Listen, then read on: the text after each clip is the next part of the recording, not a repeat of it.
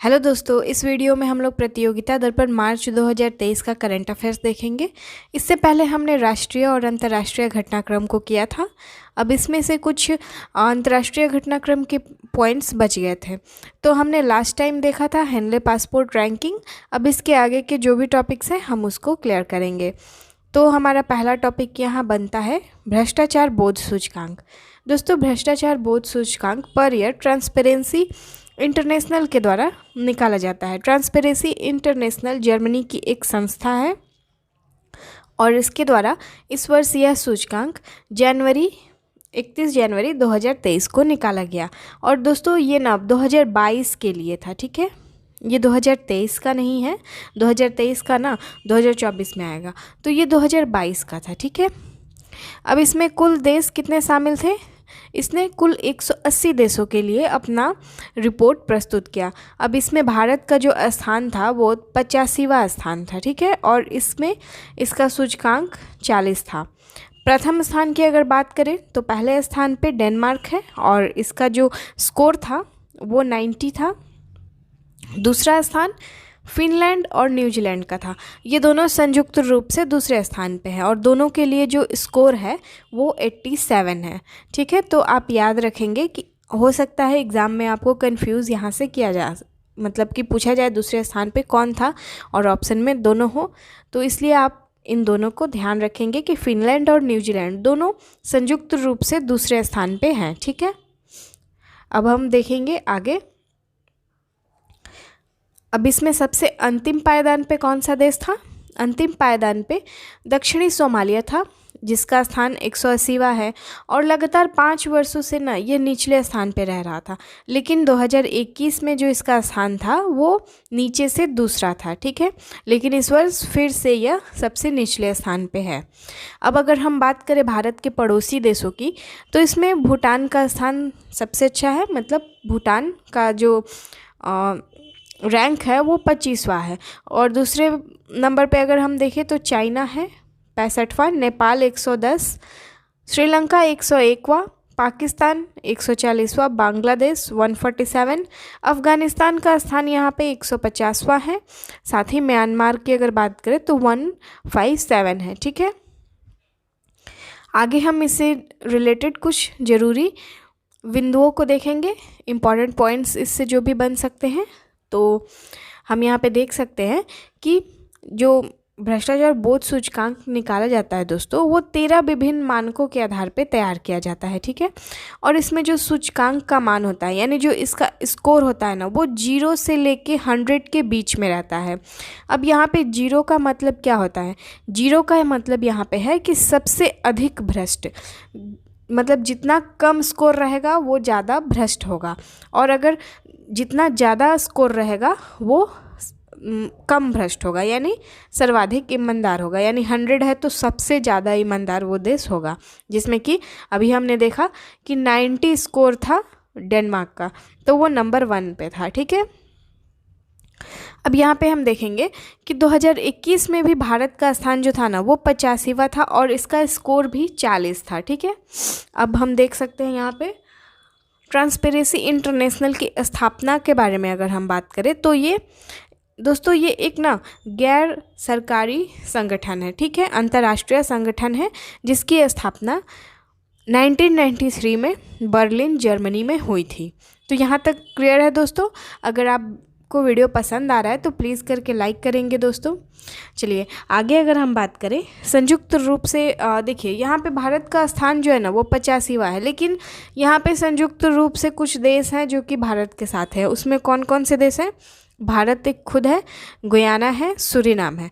तो ये तीनों नाम तो हमें ऐसे भी याद रखने हैं, गुयाना और सूरीनाम, क्योंकि अभी जो हमारा प्रवासी सम्मेलन हुआ था, प्रवासी भारतीय सम्मेलन, उसमें गुयाना का स्थान मुख्य अतिथि के रूप में इसके राष्ट्रपति थे और सूरीनाम विशिष्ट अतिथि के रूप में, ठीक है। अब उसके आगे ट्यूनीसिया, नॉर्थ मैसिडोनिया, मालदीव्स, तो ये सभी देश भारत के साथ संयुक्त रूप से 85वें स्थान पे हैं, ठीक है। और इनका स्कोर भी 40 है, यहाँ पे आप ध्यान देंगे। ऑप्शन में यहाँ से आपको मतलब कंफ्यूज किया जा सकता है। एग्ज़ाम में हो सकता है आपसे यहाँ पे ऑप्शन में 2 या 3 नाम दिया जाए, तो आप इस बात को ध्यान रखेंगे कि भारत के साथ साथ ये सारे देश 85वें स्थान पे हैं, ठीक है, और इनका स्कोर भी 40 है। अब आगे हम बात करेंगे ब्रिक्स कंट्रीज़ के बारे में। अब इस हमने यहाँ पे चाइना और इंडिया का तो देख ही लिया है कि कौन सा रैंक है। बाकी के जो 3 देश हैं उनको देखते हैं। दक्षिण अफ्रीका का 72, ब्राज़ील का 94 और रसिया का 137। यानी ब्रिक्स कंट्रीज़ में सबसे अधिक जो भ्रष्ट देश है वो रसिया का स्कोर बता रहा है हमें यहाँ पे।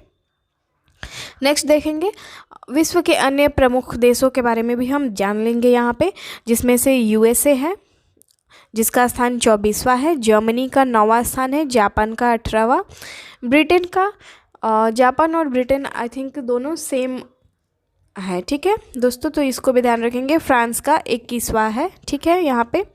चलिए आगे देखते हैं नेक्स्ट पॉइंट को। दोस्तों हमारा नेक्स्ट था यूक्रेन से विस्थापित मेडिकल छात्रों की आगे की पढ़ाई का विचार हेतु सरकार द्वारा विशेष समिति का गठन। तो जब रसिया और यूक्रेन का युद्ध हुआ तो उस समय बहुत सारे मेडिकल के स्टूडेंट्स जो थे उनकी पढ़ाई बीच में ही रह गई थी और उन्हें भारत आना पड़ा था। अच्छा, यहाँ पे आप लोगों के लिए एक प्रश्न रहेगा कि जब यूक्रेन और रसिया का युद्ध हो रहा था तो उस समय भारत के द्वारा एक ऑपरेशन चलाया गया था और उसी ऑपरेशन से यूक्रेन से भारत के नागरिकों को भारत में लाया जा रहा था। तो उस ऑपरेशन का आप नाम हमें कमेंट बॉक्स में बताएंगे। चलिए हम इसमें आगे देखते हैं। तो दोस्तों इसमें ना कुछ ज़्यादा पॉइंट हमारे लिए इम्पॉर्टेंट नहीं था, बस यहाँ पे ये बताया गया था कि सुप्रीम कोर्ट में इन जो भी छात्र अपनी पढ़ाई छोड़ चुके थे रसिया और यूक्रेन के युद्ध के वजह से और भारत आ गए थे, तो इन छात्रों ने अपनी अर्जी लेके सुप्रीम कोर्ट गए थे। तो सुप्रीम कोर्ट ने सेंट्रल गवर्नमेंट को ये निर्देश दिया था कि मतलब इनके पढ़ाई के बारे में कुछ विचार किया जाए। तो जो सेंट्रल गवर्नमेंट है उन्होंने सर्वोच्च न्यायालय को यह बताया कि जो भी इनका निर्देश है उसके अनुसार यूक्रेन से जो भी विस्थापित मेडिकल के स्टूडेंट आए हैं उनके पढ़ाई के विषय में विचार के लिए एक समिति का ऑलरेडी गठन किया जा चुका है और फिर इसके बारे में रिपोर्ट भी जल्द ही प्रस्तुत की जाएगी। तो इसमें यही बताया गया था, ठीक है।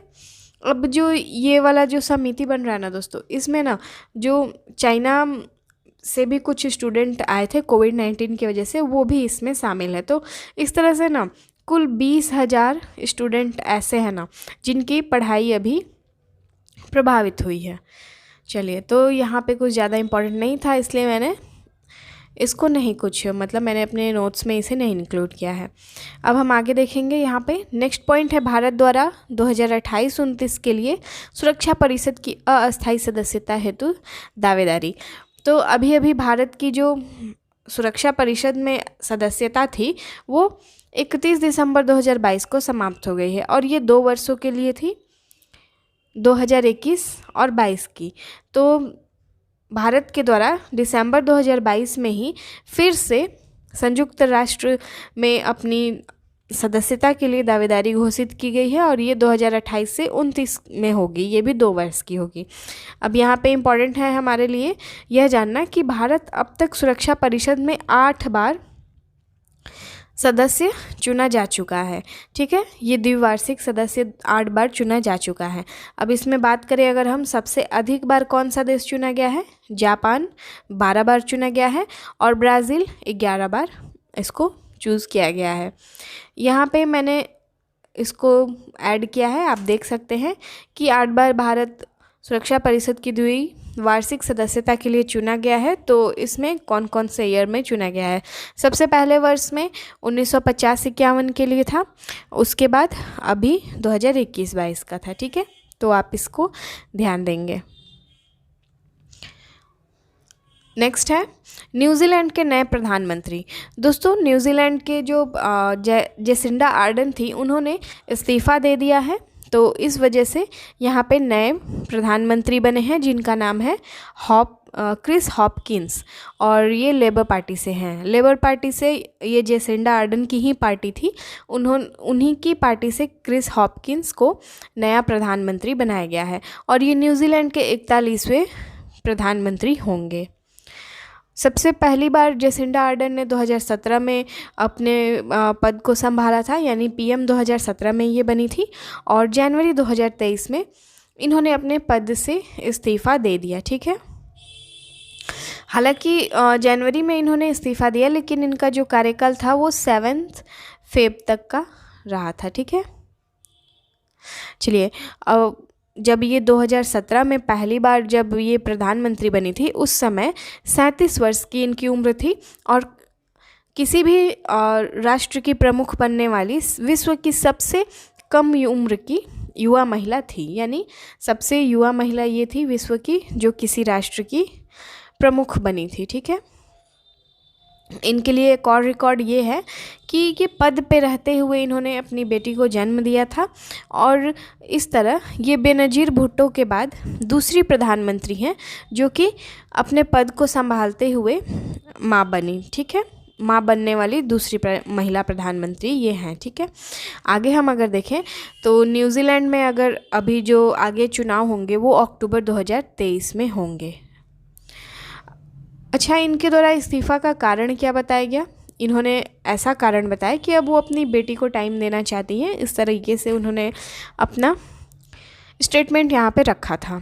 आगे देखते हैं, मिस्र के राष्ट्रपति अब्दुल फतह अल सीसी, तो इनकी भारत की यात्रा थी, राजनयिक यात्रा थी, और यह इनकी तीसरी यात्रा थी।